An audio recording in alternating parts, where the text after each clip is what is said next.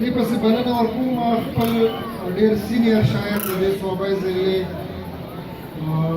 ډېره شاعري کړې ده، چاربیتې هم لیکلي په دې دور کې چې چاربیتي شاعران اوس بالکل نابود دي، نشته.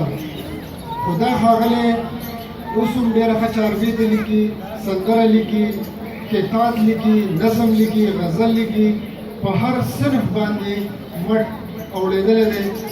نو تاسو ورته ډېر درون استقبال وکړئ.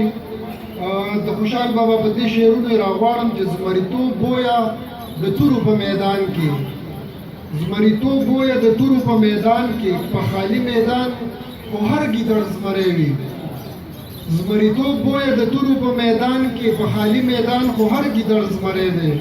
او بن په بن نظر کړه خوند ترېنه اخله، بن په بن نظر کړه خوند ترېنه اخله، د دانا د خولې کلام لکه ګنی دی. په دې شعرونو بلنه ورکوم سردار علي سردار صاحب له چې راشي او خپل کلام پیش کړي. سردار علي سردار صاحب.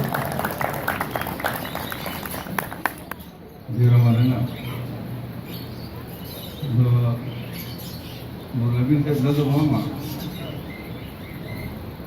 طاقت دې بېنوره تصویر، بېنوره تصویر د امن حوالې سره او د نظم نه مخکې د غزل کو شعرونه رسمو به دا ټول خاطر کې پنډلی کومه شعر دی چې یمه پښتون پښتونولۍ کې خیر ته کېناستمه، یمه پښتون پښتونولۍ کې خیر ته کېناستمه او د خپل کالو ډک ښکرای کې خیر ته کېناستمه او په وسایلو مې کابل دی د پنجاب استعمار، په وسایلو مې کابل دی د پنجاب استعمار، زه د غلام په غلامۍ کې خیر ته کېناستمه او د استعمار ماڼۍ مې جوړه کړه د خپله لاسه، د استعمار ماڼۍ مې جوړه کړه د خپله لاسه، ځکه په ډېرې شتمنۍ کې خیر ته کېناستمه او زما ولکه کې ونړی خو وخت ورلک وخوړو.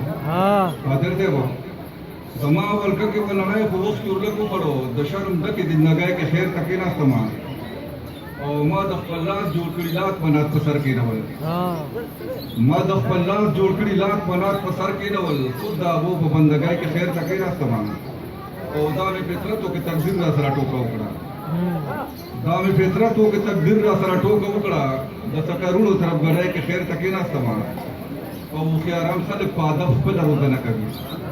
حاضر دی به هوښیاران خلک په ادب خپله روزنه کوي. یو زه سردار په شاعرۍ کې خیر ته کېناستم. ډېر ښه ډېر ښه. دا مورنا نظم دی د مقیم مناسب